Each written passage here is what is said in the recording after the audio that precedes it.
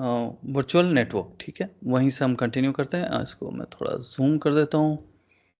तो virtual network बनाने के लिए हमें सीधा या तो यहाँ पे अगर वर्चुअल नेटवर्क दिख रहा है तो यहाँ से जा सकते हो, या सर्च बॉक्स से जा सकते हो, वर्चुअल नेटवर्क लिख सकते हो, ठीक है। तो कहीं से भी जहाँ से आपको अवेलेबल मिल जाता है, या आप रिसोर्स ग्रुप में जाके वहाँ से बना सकते हो।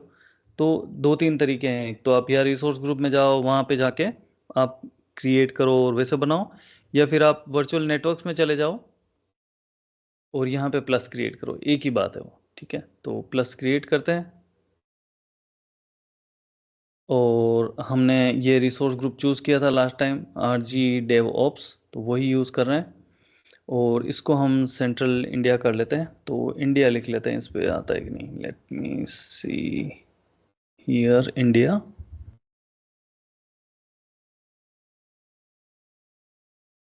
सेंट्रल इंडिया, ठीक है। अभी ये हमारा रीजन हो गया जहाँ पे हम इसको बनाने वाले हैं, ठीक है। और इसको हम नाम दे देते हैं VNet1, या कुछ भी नाम दे सकते हो आप, जैसा चाहिए।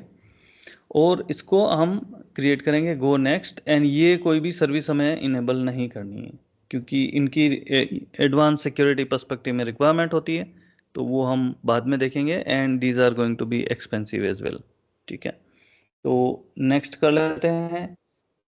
फिर हम देखते हैं कि हमारे ये आईपी रेंज कौन सा है। तो यहाँ पे ये ध्यान रखना है कि ये रेंज किसी और नेटवर्क ने नहीं ले रखी हो हमारे रिसोर्सेज में, ठीक है। तो हमारे सब्सक्रिप्शन में ऐसा कोई दूसरा नेटवर्क नहीं होना चाहिए जिसकी 10.0.0.0 स्टार्ट हो रही हो। अगर ऐसा है तो आप यहाँ पे चेंज करके इसको 11 वाली रेंज में कर लेना। अगर 11 भी है ऑक्यूपाइड है तो 12 कर लेना, ठीक है। आप ऐसे रेंज चूज कर सकते हैं, क्योंकि अगर ओवरलैपिंग रेंज हुआ और कभी आपको वो वर्चुअल नेटवर्क को दूसरे वर्चुअल नेटवर्क जो कि सेम रेंज वाला है उसके साथ कम्युनिकेट करना पड़ गया, या उसके साथ में इंटीग्रेट करना पड़ गया, तो प्रॉब्लम हो जाएगी, क्योंकि फिर वो दोनों आपस में बात नहीं करेंगे, कॉन्फ्लिक्ट हो जाएंगे। क्योंकि सेम रेंज वाले वर्चुअल नेटवर्क साथ में काम नहीं कर सकते, क्योंकि एड्रेस उनका सेम हो जाएगा, ठीक है। तो ये बात का आपको ध्यान रखना है। तो हमारे पास में कुछ नहीं है तो हम 10.0.0.0 से स्टार्ट कर सकते हैं, ठीक है। ये चीज़ आपको ध्यान रखनी है। नेक्स्ट चीज़ हमें ये देखनी है कि ये रेंज हमने समझ लिया था, इसमें कोई डाउट तो नहीं है ना अभी जो मैंने एक्सप्लेन किया था? ये वाला पूरा समझ आ गया ना आपको कैसे क्या है ये? ठीक है। हर एक में डबल होता जाएगा, जो नंबर है उसमें आप एड्रेसेस डबल होते जाएंगे, सिंपल सी बात है। जैसे 24 में 256 मिल रहे हैं हमें, तो 23 में 512 मिल रहे हैं। फिर अगर 22 में जाएंगे तो 1024, और 21 में जाएंगे तो 2048, ठीक है। डिटेल आपको मैंने लिंक प्रोवाइड कर ही दिए हैं, जिस पे आप जाके नेटवर्क का अच्छा खासा नॉलेज एक्वायर कर सकते हैं। और ये काफ़ी अच्छा इंटरफेस है माइक्रोसॉफ्ट का, जिसमें कि आपको इस तरीके से दिखा रहा है। बाकी बहुत कन्फ्यूज़न होता है, दूसरे क्लाउड प्रोवाइडर्स में थोड़ा टिपिकल होता है या डिफ़िकल्ट पार्ट होता है। और यहाँ पे एड्रेस रेंज भी आपको इक्वली बताता जाता है, तो आपको पता चलता है कि कौन सी रेंज, कौन सी स्टार्टिंग रेंज से कौन सी एंडिंग रेंज तक हमें एड्रेसेस बन पा रहे हैं, ठीक है। तो इस तरीके से आप देख पाएंगे। ऑल राइट, अभी यहाँ पे by default you will get 16, मतलब कि आप 65,536 एड्रेसेस बना सकते हैं। Yes Anshul, you have question?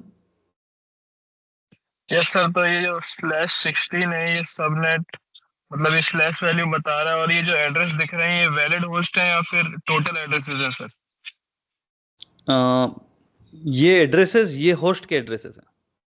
हाँ, तो मतलब इसमें से एक तो जो हम लोग बेसिक यूज करते हैं नेटवर्क का पार्ट होता है, और लास्ट जो ब्रॉडकास्ट होता है, तो वो दोनों राइट। इंक्लूडेड है इसमें या फिर वो नहीं नहीं, एक्सक्लूड है ओनली इसमें? उसमें दो पार्ट होते हैं, एक तो नेटवर्क वाला पार्ट होता है और दूसरा पार्ट होता है आपका होस्ट वाला। तो ये होस्ट वाला रिप्रेजेंट करता है। नहीं सर, अब वो समझ गया। मतलब जैसे कोई भी नेटवर्क होता है ना, तो उसमें उसकी फर्स्ट आईपी और उसकी लास्ट आईपी, फर्स्ट आईपी वो नेटवर्क की आईपी होती है और लास्ट आईपी ब्रॉडकास्ट आईपी होती है। हम लोग ये दोनों राइट। यूज नहीं कर सकते हैं, तो ये हम्म। दोनों इंक्लूडेड है इसमें 65,536 में, या फिर इसके बाहर हैं वो दोनों? मैं एक मैं आपका क्वेश्चन समझ गया हूँ, लेकिन आपका let me explain you on power point. जो रिजर्व आईपीज होती हाँ, वो 5 आईपी अलग निकल जाएंगी।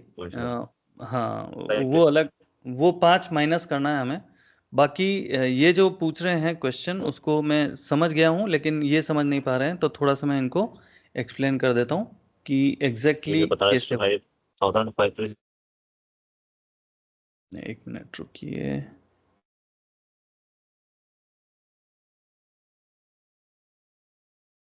Let me start.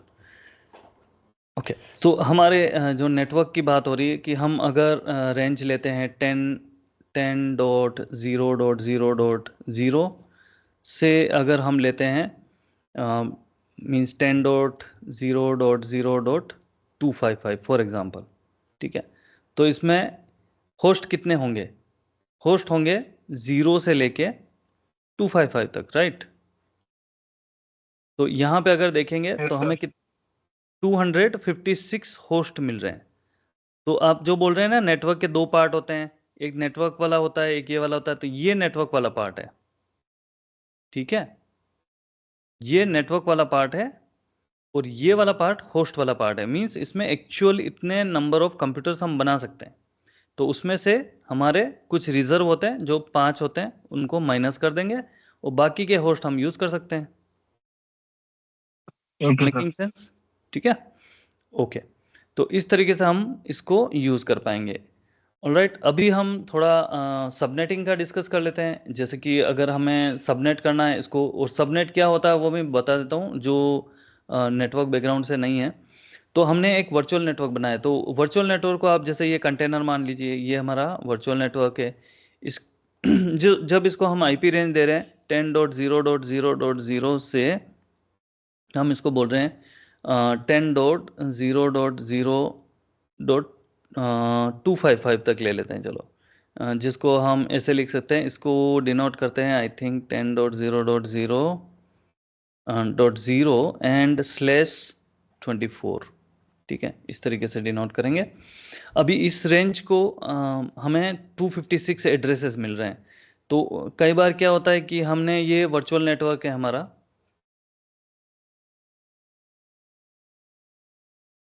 लेकिन हमारी रिक्वायरमेंट ऐसी है कि हमें इसमें सेगमेंटेशन करने हैं, मतलब कि हमें इसके छोटे टुकड़े बनाने हैं, नेटवर्क के सब नेटवर्क बनाने हैं। तो उसको हम बोलते हैं सबनेट, ठीक है। तो इसमें एक जैसे ये बॉक्स मान लेते हैं, ये एक सबनेट हो गया, ठीक है, और दूसरा ये सबनेट हो गया फॉर एग्जांपल, ठीक है। तो इस तरीके से हम क्या है इसके सबनेट्स बना सकते हैं। तो ये सबनेट, इसको नाम दे देते हैं सबनेट 1 और इसको नेम दे देते हैं सबनेट 2। अब आपको क्वेश्चन आएगा कि यार हमें टुकड़े क्यों करने हैं, हमने नेटवर्क बना रहे हैं, अच्छा खासा चल रहा है, तो क्यों सबनेटिंग करना है? तो सबनेट इसलिए किया जाता है कि अगर आपको कुछ सेपरेशन करना है नेटवर्क के अंदर, जैसे कि आप चाहते हैं कि एक रेंज के अंदर आपके डेटाबेस सर्वर्स हों और दूसरी रेंज के अंदर आपके एप्लीकेशन सर्वर्स हों, तो उस केस में आपको सबनेटिंग करनी चाहिए, ताकि अगर कोई रूल अगर सेट करेंगे तो इस सबनेट पे सेट कर लेंगे तो वो सारे डेटाबेस सर्वर्स पे अप्लाई हो जाएंगे। इस पे अगर कोई रूल लगा लेंगे तो वो एप्लीकेशन सर्वर पे अप्लाई हो जाएंगे। तो इस तरीके से हम रूल्स अप्लाई करने के लिए या कोई परमिशंस अप्लाई करने के लिए या ग्रुपिंग करने के लिए उनको हम क्लब टुगेदर करते हैं, ठीक है, ऑन द नेटवर्क। ठीक है, सिंपल लॉजिक है, कोई ज़्यादा कॉम्प्लिकेशन नहीं है। तो हमारा ये बड़ा कंटेनर जो है ये वर्चुअल नेटवर्क है और इसके अंदर हम चाहे जितने सबनेट्स बना सकते हैं। लेकिन सबनेट में क्या होगा कि आईपी का डिस्ट्रीब्यूशन होगा। जैसे अगर मैं चाहता हूं कि मेरे को 2 सबनेट बन जाए इसके अंदर और मेरे को ये रेंज मिली हुई है, तो मुझे टोटल एड्रेस 256 मिल रहे हैं, ठीक है। तो उसको मुझे स्प्लिट करना है, ठीक है, ताकि मैं इसका सबनेटिंग कर सकूं। तो ये वाले को मैं 10.0.0.0 से लेके, इसको मैं शॉर्ट में लिख देता हूँ 127 तक ले जा सकता हूँ। फिर इसको मैं 128 नंबर से लेके 255 तक ले जा सकता हूँ। तो ये आईपी जो रेंज है वो मैं इसको स्प्लिट कर दिया है। टोटल नंबर 56 ही हो रहे हैं, 256, बट उनको मैंने हाफ में डिवाइड कर दिया है। ओके, इस तरीके से मैं कर सकता हूँ। तो अवेलेबल होस्ट इसमें आधे आधे हो जाएंगे लगभग, ठीक है। तो इस तरीके से हम इसको स्प्लिटिंग कर सकते हैं। तो मैं आपको दिखाता हूँ, लेट्स सी गो हियर। तो अभी हमारा हम देख रहे हैं कि हमारे पास 65,000 है, तो चलो हम इसको छोटा कर देते हैं, 24 पे ले जाते हैं इसको। 256 एड्रेसेस मिल रहे हैं हमें, और हमारा जो डिफ़ॉल्ट सबनेट बना हुआ है उसके अंदर हमें 256 एड्रेसेस मिल रहे हैं। इसका मतलब अगर मैंने ये सबनेट बनाया तो मैं और ज़्यादा इसमें सबनेट नहीं बना पाऊंगा, क्योंकि ये सारे ही एड्रेसेस जो थे वो कंज्यूम कर लेगा इस केस में। लेकिन अगर मैं इसको एडिट करता हूँ यहाँ पेंसिल बटन से,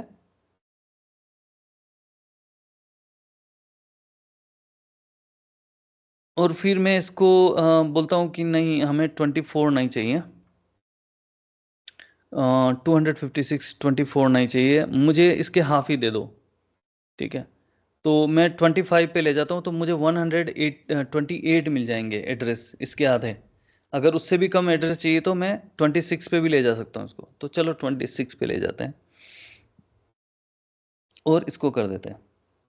तो अभी देखेंगे 256 एड्रेसेस में से 64 हमने इसमें कंज्यूम कर लिए। मतलब कि हमने एक छोटा बॉक्स बना दिया इसके अंदर, ठीक है।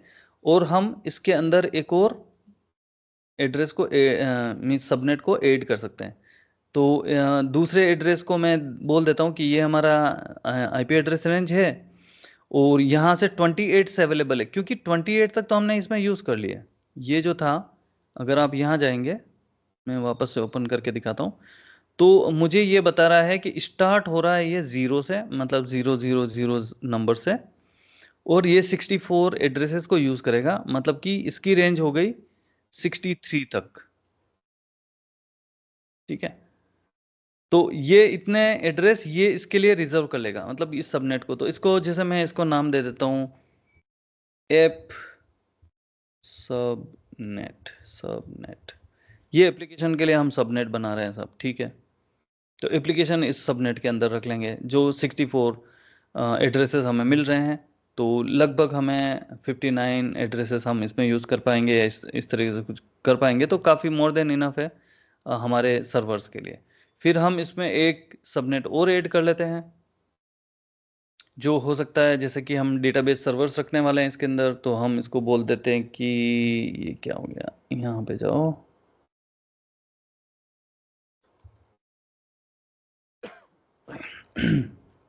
तो इसको डीबी सबनेट कर देते हैं।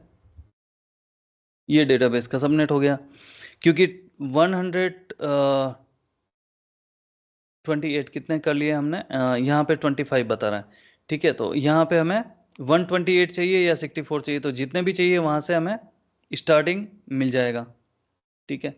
तो 64 वहाँ कंज्यूम किए थे, 64 यहाँ कंज्यूम कर लेते हैं, ठीक है। इस तरीके से हम अपने एड्रेसिंग कर सकते हैं। इसी तरीके से अगर हमें जैसे फ्रंट एंड के लिए चाहिए, तो फ्रंट एंड का सबनेट बना देते हैं। Yes Mohammed, front end. तो यहाँ पर अपन ने /24 लिया है, तो बाकी आईपी एड्रेस रिजर्व थे वो तो यूज नहीं कर सकते हैं सेम सबनेट के अंदर अपन। नहीं, दूसरे सबनेट दूसरे नहीं यूज कर सकते हैं, लाइक जैसे कि ऊपर अपन ने /24 लिया, 256 आईपी एड्रेस ले लिए, ठीक है। बाकी हम्म। अगर उसी के अंदर बाकी आईपी उनको यूज करना है तो सेम मतलब जो नेटवर्क है उसके अंदर बाकी सबनेटिंग नहीं कर सकते। नहीं, जितने हमें रिजर्व है उससे ज्यादा नहीं कर सकते हैं। 256 बस एड्रेसेस हमें मिले। और मैं क्या मेरा बोलना ये है कि अपन यहाँ पे फॉर एग्जांपल अभी बाकी अपनी जो आईपी रेंज है, ठीक है, राइट। और 10.10.0 से 10 समथिंग 2555 तक के, अगर हम वन टाइम में /24 ले लिए, ठीक है, बट राइट। नेक्स्ट टाइम अगर अपने कुछ ज्यादा आईपी की हाँ, नहीं रिक्वायरमेंट कर रही सकते, नहीं कर तो सकते। नहीं कर सकते। Right, right. उसके उस केस में आपको क्या करना पड़ेगा कि आपको वो सबनेट को रिड्यूस करना होगा, मींस उसको नंबर ऑफ आईपीज उसकी कम करनी होंगी। तो उसको अल्टर करके फिर कर सकते हैं हम। जैसे कि मैं इसमें ही दिखा देता हूँ। अभी आप देखेंगे कि यहाँ मैंने लास्ट हमारा सबनेट 255 तक ले गया हूँ। तो 3 राइट सबनेट अकोमोडेट कर लिए इसमें, 2 राइट 64 वाले, एक 128 वाला, तो टोटल हो गए हमारे 256। अब इसको डिलीट करते हैं, लेट्स से डिलीट कर लेते हैं। अभी आप बोल रहे हैं कि ये करते हैं, तो चलो एक सबनेट बनाते हैं, उसको पूरा ही रेंज यूज कर लेते हैं, डिफॉल्ट एंड ऐड, ठीक है, 256 के पूरे 256 को। अब इस केस में मैं नया सबनेट ऐड करूंगा तो मुझे आईपीज नहीं मिलेंगी, ठीक है, ये देखो। इन दैट केस हम और क्या कर सकते हैं, विदाउट डिले और हाँ, तो उस केस में हम क्या नेटवर्क में कर कुछ सकते हैं, इसको करेक्शन एडिट की। कर सकते हैं। उस केस में अगर हमें ऐसी रिक्वायरमेंट आ जाती है तो देखो 2-4 सर्वर बने होंगे, एक सबनेट में कितने सर्वर बना लोगे आप? क्योंकि मींस अभी मेरा हम्म, तो नहीं बोलना है, मेरा बोलना ये है कि अपने 256 से ज्यादा एपी की रिक्वायरमेंट है, फॉर एग्जांपल 512 की रिक्वायरमेंट है, तो फिर इन दैट केस हम क्या कर सकते हैं? उस केस में फिर आप ये आईपी रेंज बढ़ाओ, फिर तो ये कर सकते हो आप, ये एड्रेस रेंज बढ़ाओ आप, फिर इसमें ये कर सकते हो, फिर लास्ट ऑप्शन यहाँ से आपका ये जो एड्रेसिंग है ना, इसको इसको बढ़ाओ, फिर 512 करो यहाँ से, फिर फिर इसको सेव। दोबारा सबनेटिंग करना पड़ेगी फिर से। राइट राइट, ठीक है। तो इस तरीके से कर सकते हैं, बट जनरली लोग क्या करते हैं ना कि जैसे आप रफली बनाते तो ये 16 रख के भी बनाते तो आपको कभी प्रॉब्लम ही नहीं आता है, राइट। ये तो मैं आपको छोटा समझाने के लिए, क्योंकि जो नेटवर्क बैकग्राउंड से नहीं है उनको इस नंबर पे समझाऊंगा तो उनको कभी समझ ही नहीं आना है क्या बोल रहे हैं ये, राइट। इसलिए मैं आपको छोटा करके बता रहा हूँ, ये 24 इसलिए ले रहा हूँ कि नंबर कम हो जाए यहाँ पे। नहीं, बाकी जनरली आप नहीं, इन केस क्या होगा, फॉर एग्जांपल कभी सिचुएशन में पड़ जाए, मींस कभी इंटरव्यूअर ऐसा कोई क्वेश्चन कर ले, तो उस राइट टाइम चीजों को आंसर करना आना चाहिए। Right right right, but generally क्या होता है ना, एड्रेस रेंज का कोई प्रॉब्लम नहीं आता है तो इंटरव्यूअर भी आपको इतना फोकस नहीं करेगा, because they know that is plenty of address are available. And इसमें ऐसा भी नहीं है कि आपको रेस्ट्रिक्ट ही करना है, जैसे एक भी आईपी ज़्यादा नहीं बनाना है, जैसे हमारे लोकल एरिया नेटवर्क में होता है।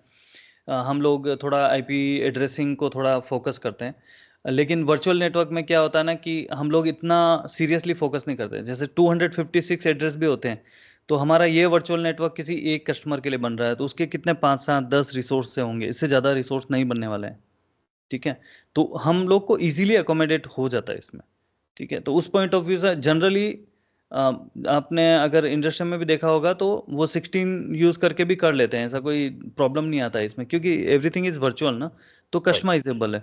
तो उस पॉइंट ऑफ व्यू से, लेकिन एक्सप्लेनेशन के पॉइंट ऑफ व्यू से इतना बड़ा नंबर से नहीं समझाना चाहते हैं, तो छोटे नंबर से समझा देते ताकि सबको समझ में आए कि ये रेंज इजीली बता रहा है ना। इस वो है एक, ठीक है। तो सबनेटिंग आपको समझ में आ गया होगा कि सबनेटिंग कैसे क्या है। बेसिकली हम उसको नेटवर्क को स्प्लिट कर रहे हैं और उसको हम अलग अलग ऑब्जेक्टिव के लिए यूज़ कर सकते हैं। आगे हम देखेंगे कि कैसे इसको हम सिक्योर कर सकते हैं, वो सब आगे हम देखने वाले हैं। But this is how the basic networking, and this knowledge is more than enough, because उसमें आपको ज़्यादा डीप में जाने की ज़रूरत नहीं पड़ेगी। क्लाउड कंप्यूटिंग के पर्सपेक्टिव में आपको इससे आपका काम चल जाएगा, ठीक है। वर्चुअल नेटवर्क बनाना आना चाहिए, सबनेटिंग बेसिक लेवल पे करना आना चाहिए, this is more than enough, ठीक है। तो इंटरव्यू के पॉइंट ऑफ व्यू से भी आपको इससे ज़्यादा डीप नहीं ले जाया जाएगा, ओके। ऑल राइट, सो चलो हम इसी के साथ कंटिन्यू कर लेते हैं। एक सबनेट बनाया हमने और हम इसको नेक्स्ट कर लेते हैं। यहाँ पे नेक्स्ट पूछेगा आपको टैग वगैरह कुछ लगाना है, तो हमें टैग की ज़रूरत नहीं है, ये मैंडेटरी नहीं है, ऑप्शनल है।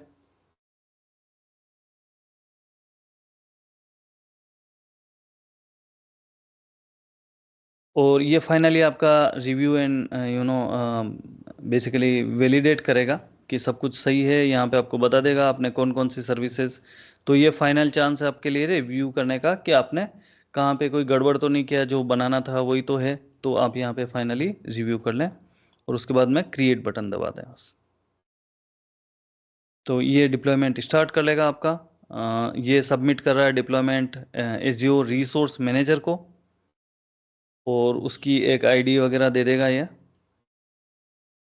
ठीक है। यहाँ पे बता रहा है डिप्लॉयमेंट आपका प्रोग्रेस में है, ठीक है, डिप्लॉयमेंट हो गया है। और ये रिसोर्स ग्रुप सब्सक्रिप्शन बस सब बताएगा। यहाँ पे आप जाएंगे तो आपको डिटेल बताएगा कि क्या किया आपने। तो आपका रिसोर्स का यहाँ पे डिटेल बताएगा, स्टेटस यहाँ बता देगा, ठीक है। नोटिफिकेशन भी ऊपर दे देगा कि आपका रिसोर्स बन गया है, ठीक है। यहाँ ऑपरेशंस डिटेल में जाएंगे, चलो इसको बंद कर लेते हैं। ऑपरेशन डिटेल में जाएंगे तो आपको ये सारा कुछ यू नो कित कित टाइम स्टैम्प ड्यूरेशन, कितना टाइम लगा इसको डिप्लॉय होने में, वो सब बताएगा, ठीक है। तो ये सारा कुछ टेक्निकल इन्फॉर्मेशन आपको दे देगा यहाँ पे। अब आप होम पे जाएंगे, अभी आपने जो रिसोर्स बनाया है, या तो आप वर्चुअल नेटवर्क में चले जाएं, आपके अकाउंट के अंदर मींस आपके सब्सक्रिप्शन के अंदर जितने भी नेटवर्क है यहाँ दिख जाएंगे एक साथ, ठीक है। तो जैसे हमारे वर्चुअल नेटवर्क है यहाँ दिख रहा है, ठीक है। तो अभी इस पर क्लिक करेंगे, ठीक है। तो अभी आप आपका वर्चुअल नेटवर्क देख सकते हैं कि आपने एड्रेस स्पेस क्या ले रखा है इसका। डीएनएस सर्वर से अगर कुछ है तो वो दिख जाएगा यहाँ पे, टाइम आउट से रिलेटेड कुछ है या आपने बीजीपी कुछ कॉन्फ़िगर कर रखा है तो वो यहाँ दिख जाएगा। कौन से रिसोर्स ग्रुप में वो दिख जाएगा, आपकी लोकेशन दिख जाएगी, सब्सक्रिप्शन, ये सारा कुछ डिटेल आपको दिखेगा, ठीक है। Let me make it small I think. और यहाँ पे आपकी जो कैपेबिलिटीज़ हैं, ये सारी सर्विसेज कॉस्टली हैं, तो कॉन्फ़िगर नहीं करना है आपको, ये ध्यान रखना है। तो आप अगर कुछ कॉन्फ़िगर करेंगे तो उसके चार्जेस एडिशनल ऐड होते जाएंगे, ठीक है। और यहाँ पे आपको एक छोटा सा डायग्राम भी दिखाएगा आई थिंक, यस, इस तरीके से आपको डायग्राम दिखाएगा।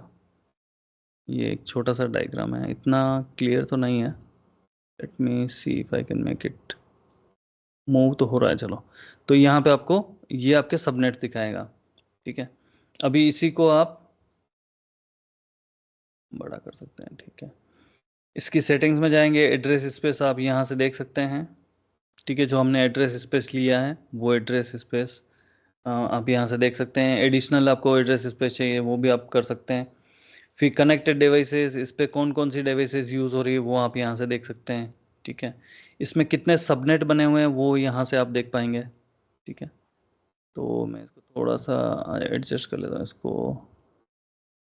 यहाँ पे आप देख रहे हैं 251 इफेक्टिव आईपीज अवेलेबल है, क्योंकि वो -5 कर रहा है, ठीक है। इसलिए यहाँ 256 होने चाहिए थे, बट हमें यूजेबल आईपी एड्रेस रेंज यही मिलेंगे, बाकी सब रिजर्व है, ठीक है। अभी मैं इसको जाके यहाँ पे डिलीट कर सकता हूँ, ठीक है। इसको सिंपली मैं इसको जाके डिलीट कर सकता हूँ।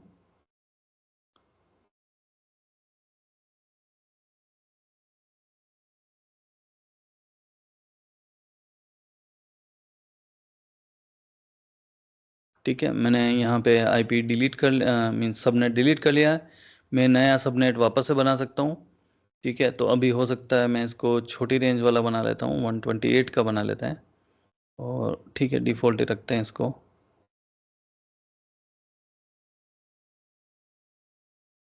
तो ये मेरा 123 यूजेबल आईपीज मिल गई है इसमें, ठीक है। इस तरीके से आपको मिल जाएगी। फिर दूसरा आप बनाएंगे, एक और बना लेते हैं 128 एड्रेसेस का।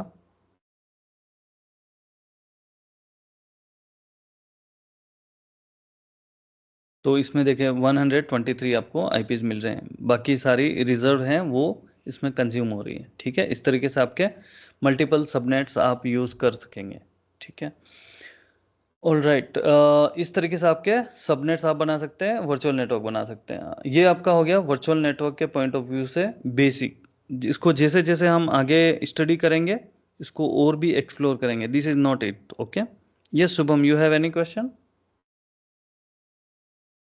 सर ये आईपी जो अलॉट हो रहा है ये प्राइवेट आईपी है ना, कि यस, पब्लिक है? These are private IPs, private no IP nothing public so far, ठीक है। ये नेटवर्क के अंदर वाले आईपीज हैं, ठीक है। जो नेटवर्क रेंज हमने यहाँ से एड्रेस स्पेस मिला है उसी के अंदर वाले आईपीज हैं, okay. Nothing so far is the public, ठीक है। सारा कुछ प्राइवेट आईपीज हैं, लोकल आईपीज हैं जो उसी नेटवर्क के अंदर वर्चुअली यूज होंगी, ठीक है। ऑल राइट, सो ये हो गया अपना वर्चुअल नेटवर्क। आप दूसरे तरीके से वर्चुअल नेटवर्क में जाने के लिए आप रिसोर्स ग्रुप में जाएं, और रिसोर्स ग्रुप के अंदर आप वो रिसोर्स ग्रुप सेलेक्ट करें, और ये वर्चुअल नेटवर्क आपको ऐसा दिखाई देगा। जब आप इसके अंदर जाएंगे यहाँ पे let me go back to virtual network, और इसको यहाँ पे दिखा रहा था, मैं कहाँ दिखा रहा था, लेट मी सी, एड्रेस स्पेस, कनेक्टेड डिवाइसेस। चलो कनेक्टेड डिवाइसेस आपको कुछ नहीं दिखाएगा। यहाँ पे एक नाइसली डायग्राम दिखा रहा था, वो कहाँ पे था मैं भूल गया हूँ, आई थिंक ओवरव्यू में था आई बिलीव।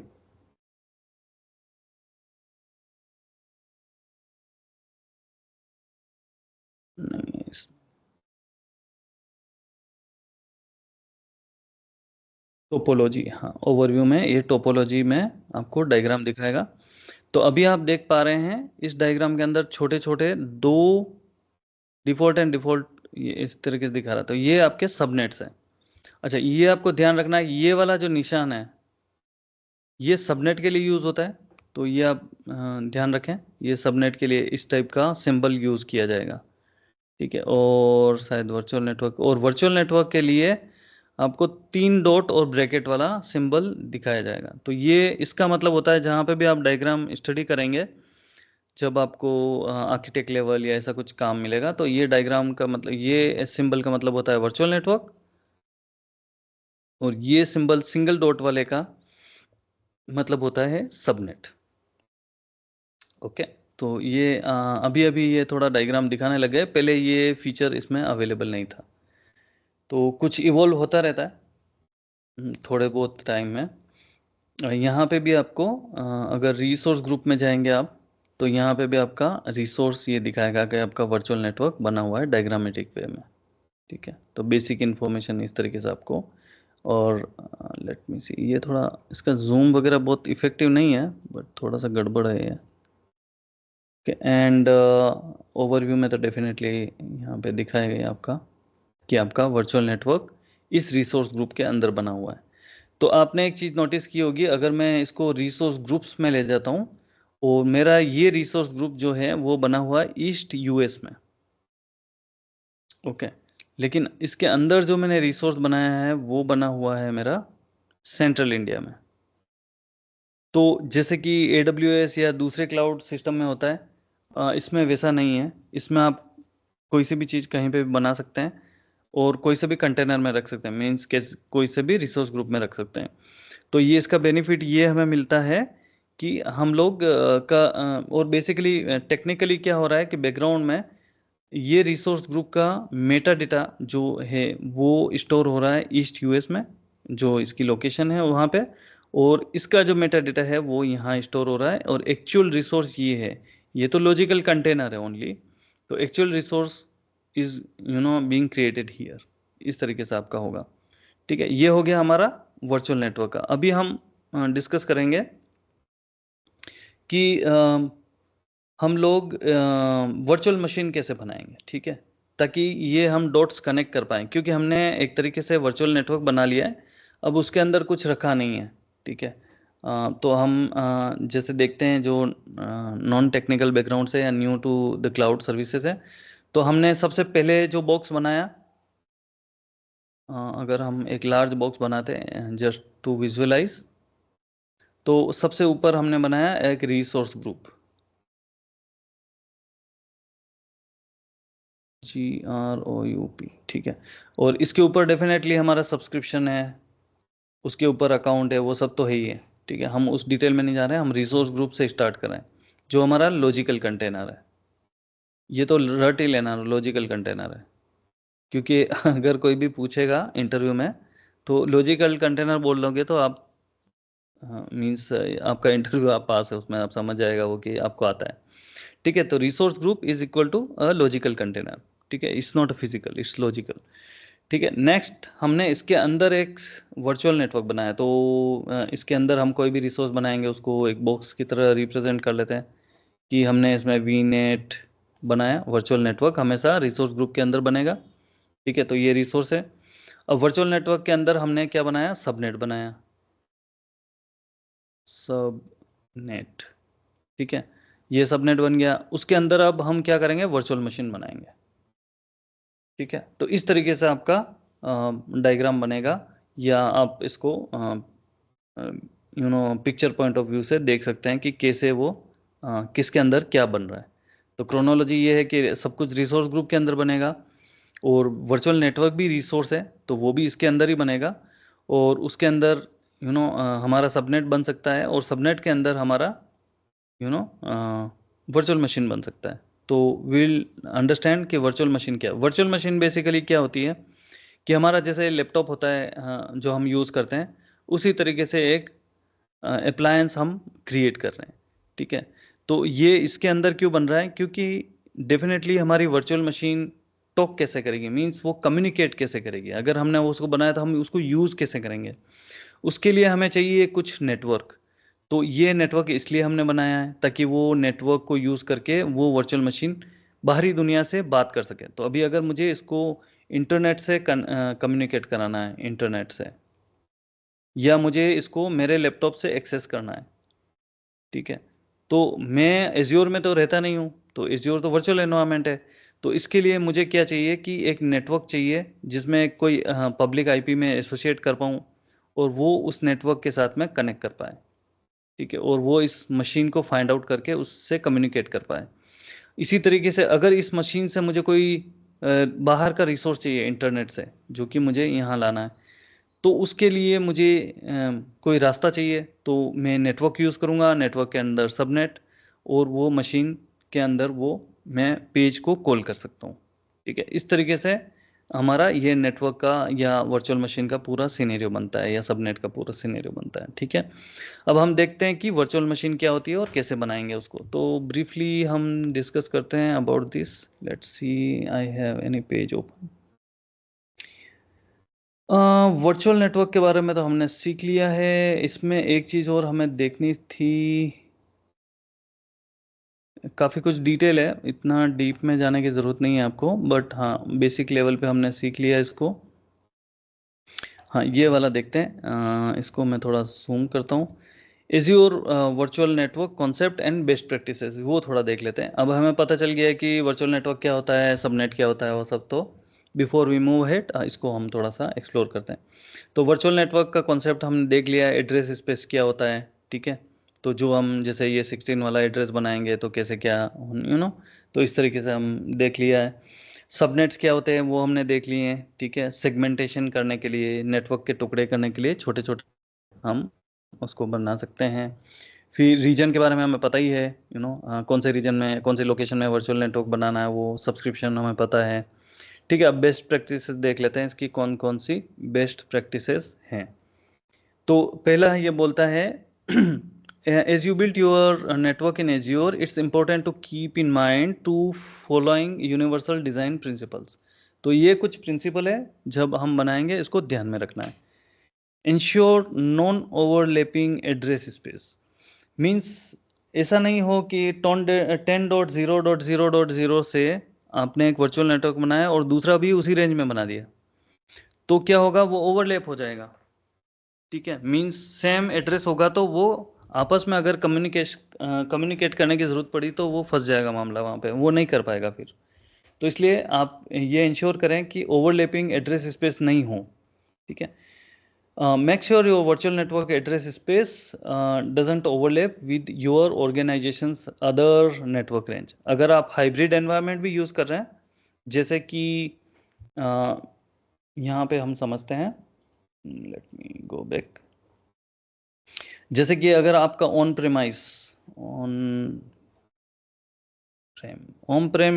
मीन्स आपका ऑफिस जो है, ठीक है, अगर वहाँ पे आपका कोई डेटा सेंटर है, ठीक है, तो ऑन प्रेमाइस में आपके कुछ सर्वर्स बने हुए हैं फॉर एग्जांपल, ठीक है, और वो भी एक नेटवर्क में एनकैप्सुलेटेड है, और अगर उनकी रेंज 10.0.0.0 से स्टार्ट हो रही है, ठीक है, ये एड्रेस स्पेस है।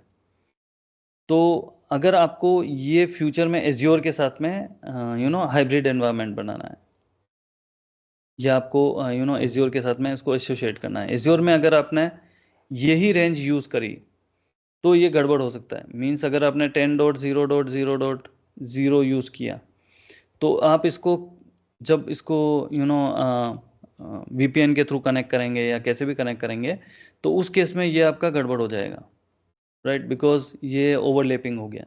तो आपको, बिकॉज आपके डेटा सेंटर आप अगर एज्योर में नया जा रहे हैं, या डेटा सेंटर पहले मेंटेन किया हुआ है आपकी कंपनी में, और आपकी कुछ IP एड्रेसिंग करी हुई है कंपनी में नेटवर्क पॉइंट ऑफ व्यू से, तो आपको उनकी एड्रेसेस को अवॉइड करना है यहाँ यूज़ करने के लिए, यहाँ नहीं यूज़ करना है, ठीक है। पहले उनकी लिस्ट बना लें आप कि कौन कौन से CIDR यूज़ हुए हैं, उन एड्रेस रेंज को डिडक्ट कर लें, मीन्स उनको हटा लें, उनके अलावा दूसरी एड्रेस रेंज को यहाँ पे यूज़ करें। अगर 10 ऑलरेडी ऑक्यूपाई किया है तो यहाँ हो सकता है 20.0.0.0 यूज़ कर सकते हैं, ठीक है। तो इस तरीके से आप जैसे 10 कुछ कंपनीज में मल्टीपल वर्चुअल या नेटवर्क होते हैं जिसमें अलग अलग एड्रेस रेंज ऑक्यूपाई हो जाती है, जैसे 10 कर दिया, 11 कर दिया, 12 कर दिया, 13 कर दिया, इस तरीके से। तो आप थोड़ा बफर रखें उसको, हो सकता है आप 30 से स्टार्ट कर लें इसको, ताकि फ्यूचर में अगर उनको एक्सपेंड भी करना हो तो कितने चले जाएंगे, वो 30 तक चले जाएंगे, इससे ज़्यादा तो पॉसिबल नहीं है। तो इतने सारे नेटवर्क रेंज आपको यहाँ पे अवेलेबल हो जाएंगे। और यहाँ पे आप 30 से कर रहे हैं तो आप सेफ साइड हो गए, आप आराम से ये कम्युनिकेशन एस्टेब्लिश कर सकते हैं। ठीक है। दूसरी चीज़ ये है कि जो एड्रेस यहाँ पे आप यूज़ कर रहे हैं एक वीनेट के लिए, दूसरे में यूज़ ना करें, ताकि वो अगर वीनेट टू वीनेट आपको कनेक्ट करना है, जैसे यहाँ 30 किया तो यहाँ 31 कर लें। ठीक है। तो अगर इसके बीच में कम्युनिकेशन सेट करना है तो भी आप कर पाएंगे, क्योंकि ये कॉन्फ्लिक्ट नहीं करेगा फिर। तो आपके सारे एड्रेस रेंज का आपको थोड़ा सा ध्यान रखना है, हालांकि इतना कॉम्प्लिकेटेड एनवायरनमेंट होता नहीं है। डेवऑप्स के पॉइंट ऑफ व्यू से भी आपको इजी एनवायरनमेंट ही मिलेगा। ज़्यादा से ज़्यादा मल्टी क्लाइंट सिचुएशन है तो थोड़ा ऐसा हो सकता है, उस केस में नेटवर्क एडमिनिस्ट्रेटर अलग से उनकी पोजीशन होती है, या नेटवर्क रिलेटेड एक अलग रिसोर्स होता है जो उनको मैनेज करता है, क्योंकि इतना सारा एक्सपोजर एक ही बंदे को नहीं दिया जा सकता है। मीन्स कि वो ऑन प्रेम भी देख रहा है, एज्योर भी देख रहा है, वो बहुत रेयर केस में होता है। ठीक है, बट कॉन्सेप्ट अपना हमें क्लियर होना चाहिए, दैट्स इट। ऑलराइट, सो ये एक बेस्ट प्रैक्टिस है। दूसरी है, your subnet shouldn't cover the entire address space of the virtual network. आपका जो सबनेट है, आपने एक ही सबनेट बना दिया, वो पूरे ही कंज्यूम कर लिया उसने, 65,000 सारे कुछ एड्रेसेस उसने ही ले लिए। तो फिर आपको पंगा हो सकता है कि आपको दूसरा सबनेट बनाना है कभी, तो आपके पास में आईपीसी अवेलेबल नहीं है, तो आप उसको क्या करें, छोटे सेगमेंट में बनाएं। ठीक है। अगर आपने 16 लिया है, 65,000 एड्रेस मिल रहे हैं, तो 24 वाले एड्रेसेस रेंज बनाएं या 512 वाले बनाएं, तो उसमें आपको प्लेंटी ऑफ स्पेस मिल जाएगा आपके कंप्यूटर के लिए या आपके रिसोर्सेस क्रिएट करने के लिए इन द सबनेट्स और वर्चुअल नेटवर्क। ठीक है। और डेफिनेटली ये एक बेस्ट प्रैक्टिस है कि आप plan ahead and reserve some address space for the future. जब भी आप वर्चुअल नेटवर्क बनाएं, उसमें ये श्योर करें कि आपके प्लान इस तरीके से प्लान होना चाहिए कि फ्यूचर में अगर आपको एक दो सबनेट और बनाने पड़ गए, ठीक है, या आपको ऐसा किसी स्पेसिफिक रिक्वायरमेंट के लिए सबनेट की ज़रूरत पड़ गई, तो आपके पास में प्लेंटी ऑफ एड्रेसेस अवेलेबल कर पाए उसमें। ठीक है। तो इस तरीके से आप करें। Next best practice is, it's recommended you have fewer large virtual networks, ठीक है, rather than multiple small virtual network to prevent management overhead.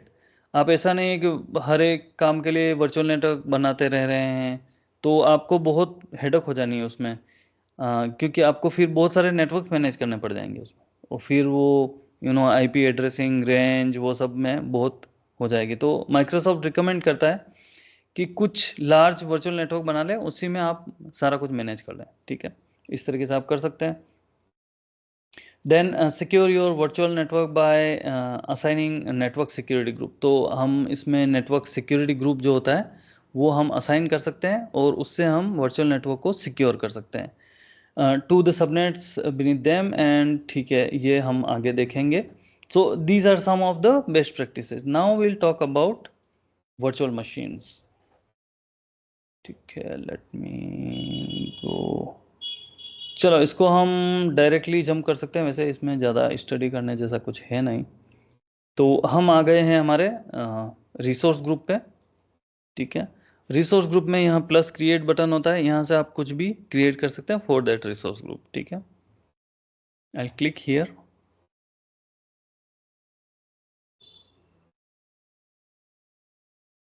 Click for Azure services and you can type here virtual machine.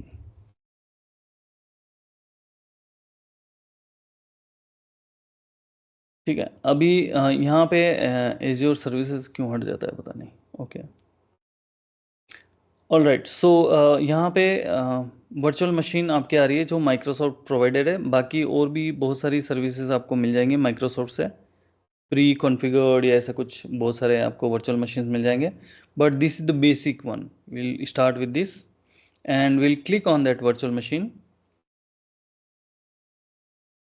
ठीक है, यहाँ पे आ जाएगा, ये थोड़ा बहुत आपको यहाँ पे ओवरव्यू वगैरह बताएगा। ठीक है, फिर आप यहाँ पे क्लिक कर दीजिए क्रिएट पे।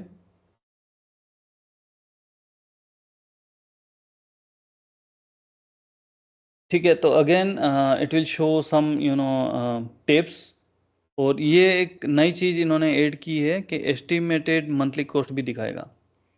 अगर ये वर्चुअल मशीन आप बनाते हैं, आपके पास आई बिलीव यू हैव $200, तो अच्छा खासा अमाउंट है आपकी प्रैक्टिस के लिए।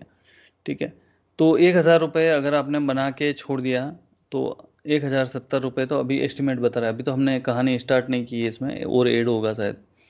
ठीक है, तो अभी ये 1070 रुपीज़ का एस्टिमेट बता रहा है पर मंथ। पहले यहाँ नहीं बताता था तो थोड़ा सा डिफिकल्ट होता था, क्योंकि कैलकुलेटर में जाके देखना पड़ता था। बट ये सारे रिसोर्स में ये फैसिलिटी नहीं देता है, कुछ रिसोर्स में ये बताता है और बाकी रिसोर्स में नहीं बताता है, तो वो सरप्राइज मिल जाता है फिर। ठीक है, create virtual machine that run Linux. ठीक है, ये थोड़ा बहुत इसके बारे में बता रहा है यहाँ पे। प्रोजेक्ट डिटेल में जाते हैं, यहाँ क्या बोल रहा है, सेलेक्ट द सब्सक्रिप्शन। तो यहाँ पे सब्सक्रिप्शन सेलेक्ट करो, हमें पहले ही से ही सेलेक्ट किया हुआ है क्योंकि हम रिसोर्स ग्रुप के थ्रू गए। Then the select your resource group because we are going through the resource group. तो यहाँ ब्रेड क्रम में आप देख सकते हैं, यहाँ बता रहा है कि आपका ये कौन से रिसोर्स ग्रुप में आप बनाने वाले हैं। ठीक है, तो इसलिए ये प्री सेलेक्टेड है। फिर यहाँ पे हम जाएंगे, यहाँ बता रहा है कि आपकी इंस्टेंस की डिटेल, मीन्स आप जो कॉपी बनाने वाले हैं वर्चुअल मशीन की, वो क्या नाम रखना चाहते हैं उसका। तो ये नेम जो है ये कंप्यूटर होस्ट नेम नहीं है, ये आपके वर्चुअल मशीन का इस पे जो नेम होगा एज्योर में वो है। तो इसको VM1 रख लेते हैं, चलो। ठीक है, आपको कौन से रीजन में बनाना है, तो हम इंडिया ही सेलेक्ट कर लेते हैं। India, okay, central India. फिर यहाँ पे देखो एस्टिमेशन चेंज होगा क्योंकि हर कंट्री के लिए अलग अलग है। 100 रुपीज़ ज़्यादा ले लिया इसने, शायद टैक्सेशन या जो भी होगा एडिशनल कॉस्ट। ठीक है, तो यहाँ पे ज़्यादा मांग रहा है, और जब मैं US बनाता हूँ तो थोड़ा सा कम मांग रहा है। ठीक है, फिर नेक्स्ट इज़ अवेलेबिलिटी जोन। मैं इसको नो इंफ्रास्ट्रक्चर कर देता हूँ। ठीक है, अभी के लिए, बाद में आपको समझाऊंगा क्या होता है ये। ठीक है, और फिर यहाँ पे ऑपरेटिंग सिस्टम के बारे में पूछेगा। ठीक है, अभी let's go with Ubuntu in case. और यहाँ पे हमें चलो, ये बहुत सारी इमेजेस हैं बेसिकली, ये हम देखेंगे आगे एज वी गो। एंड यहाँ पे सिक्योरिटी टाइप हमें ट्रस्टेड लॉन्च वर्चुअल मशीन्स ही रखना है। ये काफ़ी बेसिक होती है और ये काफ़ी कॉन्फिडेंशियल होती है, तो ये बाय डिफ़ॉल्ट यही सेलेक्ट करके देगा जो हमें चाहिए। ठीक है, वर्चुअल मशीन आर्किटेक्चर हम 64 ले लेंगे। अगर आपको स्पेसिफिक एप्लीकेशंस रिलेटेड रिक्वायरमेंट है तो आप ARM पे भी जा सकते हैं। ठीक है, ये वाला जो है रन एज्योर स्पोर्ट डिस्काउंट, अगर आपको वर्चुअल मशीन के अंदर कुछ डिस्काउंट चाहिए, जो कि स्पोर्ट डिस्काउंट बेसिकली वो डिस्काउंट होता है जहाँ पे आपको कोई अपॉर्चुनिटी होती है, उनके पास में फालतू रिसोर्स पड़ा होता है तो वो आपको वो डिस्काउंट दे देते हैं। ठीक है, तो डिस्काउंट वाले केस में आपको इतनी ही कॉस्ट आएगी। बट डिस्काउंट वाले केस में ये होता है कि आपको वो रिसोर्स इतना फ्रीक्वेंट या इतना रिजर्व की तरह अवेलेबल नहीं होता है। इसमें आपको वो इसलिए पैसा ज़्यादा चार्ज कर रहा है because once you create it is available. But spot discount के केस में कई बार वो रिसोर्स अवेलेबल नहीं होता है, तो थोड़ा सा प्रॉब्लम आता है, वो स्टॉप हो जाता है, ये सब प्रॉब्लम आता है। तो अगर टेस्टिंग वगैरह के लिए कर रहे हैं तो ये कर सकते हैं, जनरली हम लोग इसके साथ ही जाते हैं नॉर्मल। ठीक है, तो नेक्स्ट इज साइज़। तो यहाँ पे बहुत सारी साइजेस अवेलेबल हैं, आप देखेंगे ये 1 वर्चुअल CPU 1 GB रैम, इसका 680 रुपीज़ पर मंथ के हिसाब से आ रहा है। ठीक है, फिर स्टैंडर्ड में अगर B2S में जाता हूँ जिसमें मुझे 2 वर्चुअल CPUs मिल जाएंगे और 4 GB की मेमोरी मिल जाएगी, वो 2720 पे जाएगा। ठीक है, एंड जब मैं स्टैंडर्ड पे जाता हूँ तो ऐसे ये प्राइसिंग अलग अलग, और बहुत सारी साइजेस अवेलेबल, मैं आपको एक बार दिखा देता हूँ। ये देखिए आप, बहुत सारी साइजेस इसमें अवेलेबल हैं। तो हाँ, आप इस तरीके से देख पाएंगे। अगर आप इसको फ़िल्टर करना चाहें तो फ़िल्टर भी कर सकते हैं, रैम के पॉइंट ऑफ व्यू से, है ना, कॉस्ट के पॉइंट ऑफ व्यू से, मंथली आवरली जैसा भी आप कॉस्ट देखना चाहते हैं। ठीक है, यहाँ से फ़िल्टर्स भी आप कर सकते हैं। तो इसको मैं मिनिमाइज करता हूँ, लेट्स सी। तो अलग अलग सीरीज इन्होंने बना रखी है, आप देखें यहाँ पे बहुत सारी सीरीज है इनके पास, 4th जनरेशन 5th जनरेशन, है ना। तो उसके हिसाब से इनकी कॉस्ट होगी, ठीक है। जो भी आप सेलेक्ट करेंगे उसकी कॉस्ट डिफरेंट होगी। जैसे कि जनरल पर्पस बना रखे हैं मोस्ट कॉमन वाले, चलो यहाँ पे आप देखते हैं जनरल पर्पस है। डी सीरीज में क्या है, जनरल पर्पस है, ये मेमोरी ऑप्टिमाइज है। आप ई सीरीज में देखेंगे तो मेमोरी ऑप्टिमाइज्ड है, ठीक है। मेमोरी ज़्यादा उस पर फोकस किया गया है अगर आप देखते हैं, हाई मेमोरी वाला, ठीक है। इस तरीके से आपको है। फिर 4th जनरेशन ये मेमोरी ऑप्टिमाइज्ड है, ये वाला कंप्यूट ऑप्टिमाइज है। आप देखें इस पर प्रोसेसिंग पावर पे ज़्यादा फोकस किया गया है कंपेयर टू द मेमोरी, ठीक है। मेमोरी इसमें कम है लेकिन कोर ज़्यादा देने की कोशिश कर रहे हैं ताकि आप प्रोसेसिंग या कंप्यूट पावर जहाँ पे आपको ज़्यादा चाहिए आप इसका यूज़ कर सकते हैं वहाँ पे, ठीक है। Just to create this. तो बहुत सारी इनकी सीरीज़ है, सारी सीरीज़ तो मैंने भी एक्सप्लोर नहीं की है। जैसे जीपीयू वाला चाहिए तो आपको जीपीयू से रिलेटेड यहाँ पे मिल जाएगा। तो depending on the requirement you can choose, but generally we use is like most used by Azure users are these one।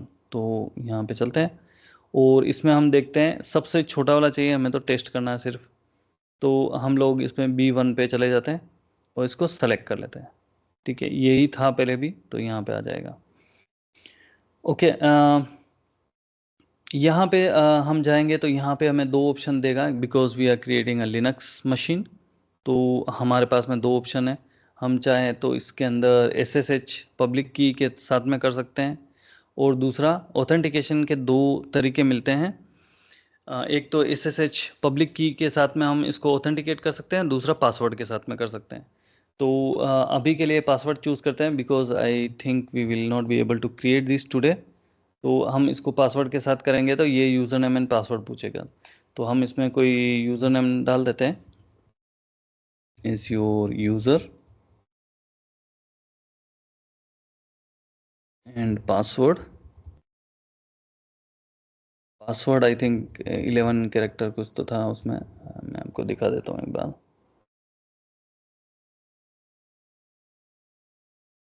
Password must have 3 of the following, lower case upper case ये सब होना चाहिए, ठीक है। इसके अलावा इसकी length में भी बोलेगा नहीं, यस। पासवर्ड ठीक है। The value must be between 12 to 72 character long होना चाहिए, ठीक है। ये पासवर्ड की लंबाई आपकी 12 कैरेक्टर से ज़्यादा होनी चाहिए, ठीक है। तो मैं, और एक कैपिटल लेटर भी होना चाहिए, शिल कैरेक्टर भी होना चाहिए, न्यूमेरिक वैल्यू भी होनी चाहिए। तो बहुत सारे रूल्स हैं, वो आप, हाँ, आपको जैसे आपको चाहिए वैसे। एरर आती रहेगी,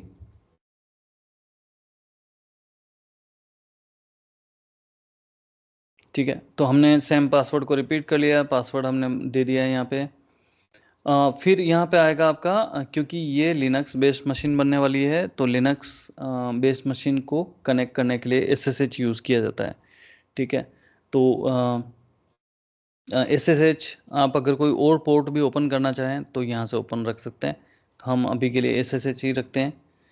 फिर हम नेक्स्ट जाएंगे तो यहाँ पे देखो हम कौन सी टैब में आ गए, हमने बेसिक वाली टैब कंप्लीट की है। अभी इतनी सारी टैब्स हैं इसमें, ठीक है। तो let's go for next.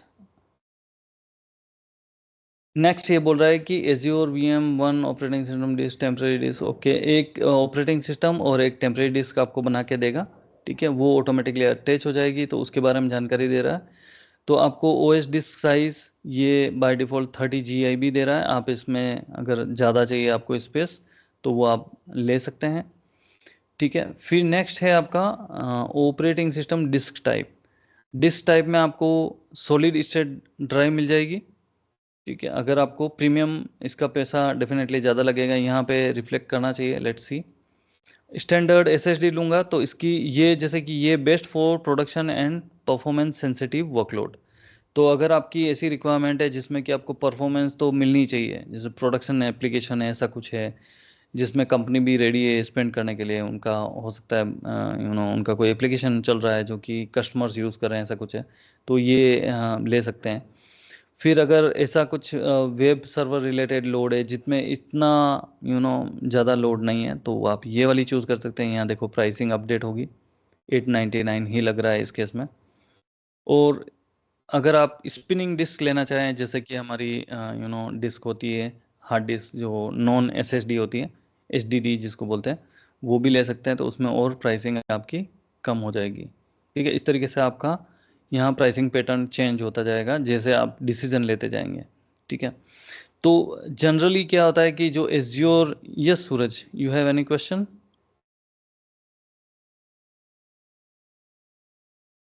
Hello Suraj, can you unmute yourself? You raise the hand.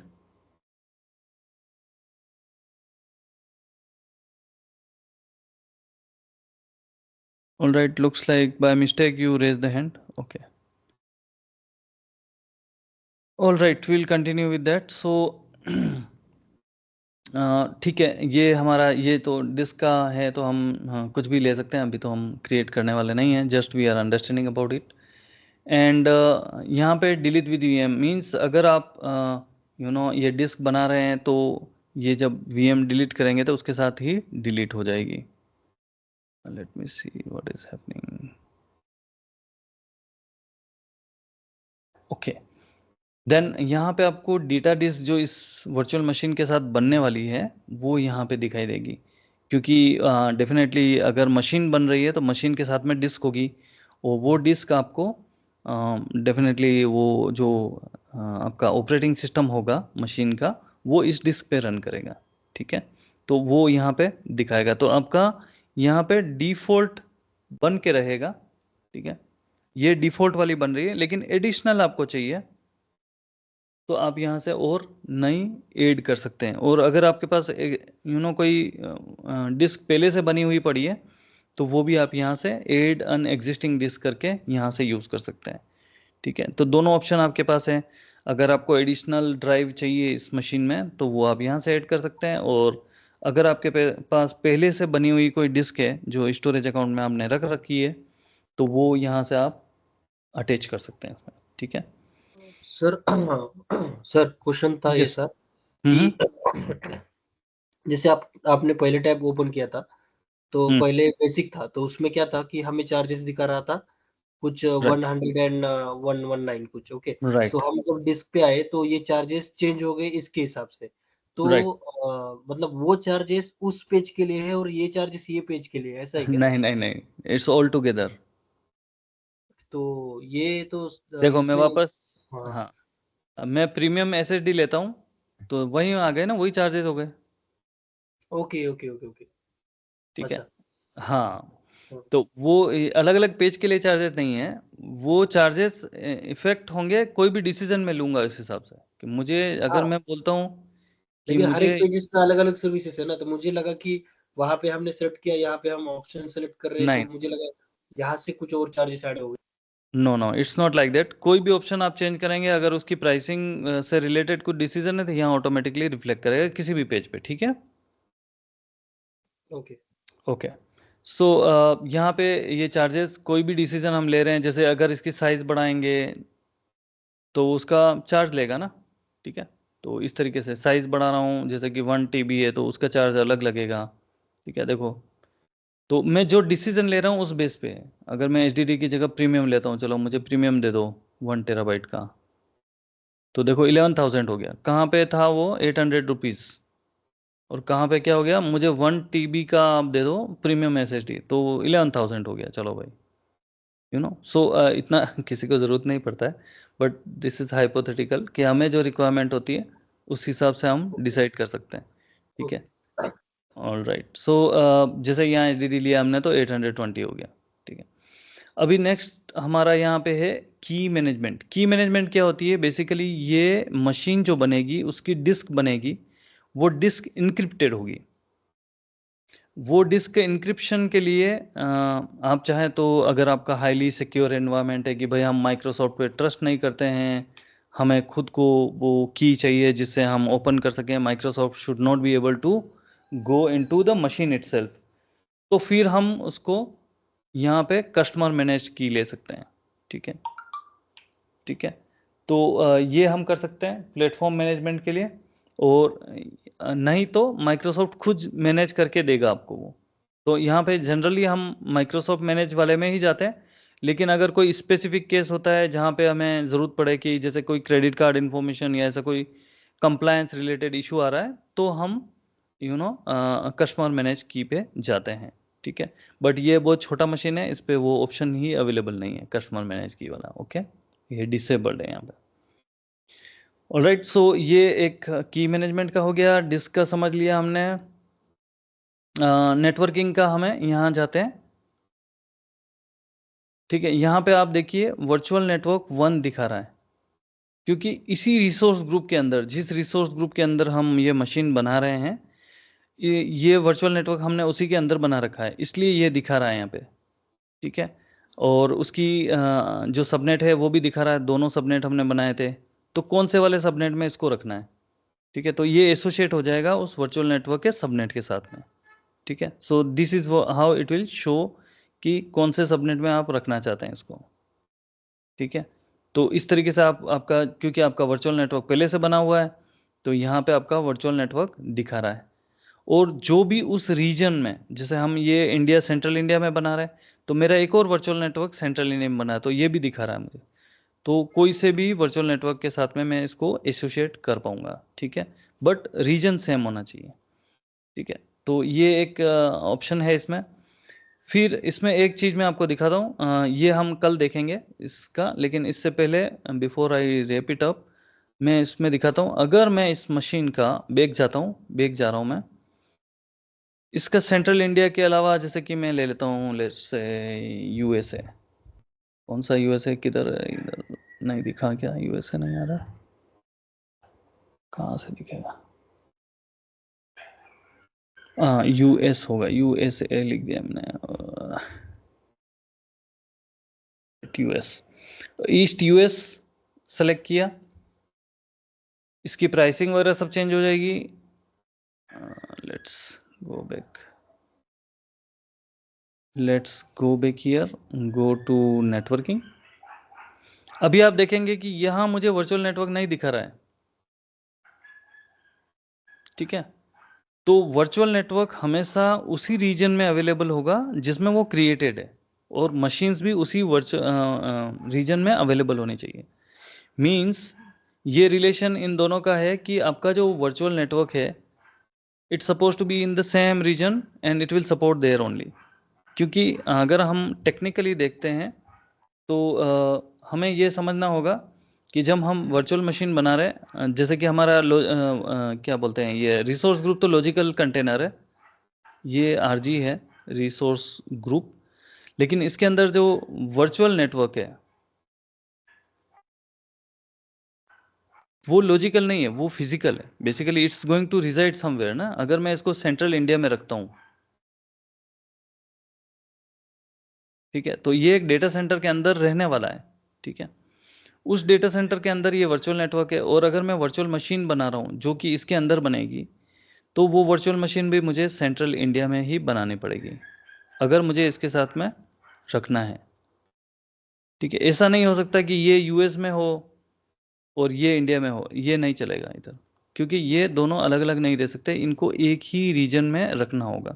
तो ये एक इसीलिए वो वहाँ पे नहीं दिखा रहा है जब मैं उसका रीजन चेंज कर देता हूँ। जब मैं वर्चुअल मशीन क्रिएट कर रहा हूँ, अगर उसका मैं रीजन चेंज कर दूँ तो वो वर्चुअल नेटवर्क नहीं दिख रहा। उसका कारण ये है कि वो वर्चुअल नेटवर्क उसी रीजन में होना चाहिए। अगर मैं यूएस ईस्ट में वर्चुअल मशीन बना रहा हूँ, तो वर्चुअल नेटवर्क भी उसी रीजन में होना चाहिए। अगर मैं सेंट्रल इंडिया में बना रहा हूँ, तो वो वर्चुअल मशीन और नेटवर्क दोनों उसी रीजन में होने चाहिए। This is one thing here. Okay, all right, anyone is having any question? तो आप इसको एक बार प्रैक्टिस जरूर करें।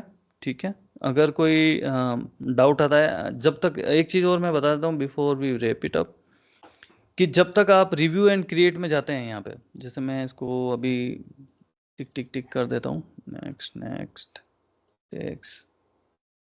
ठीक है, यहाँ तक गया और रिव्यू एंड क्रिएट,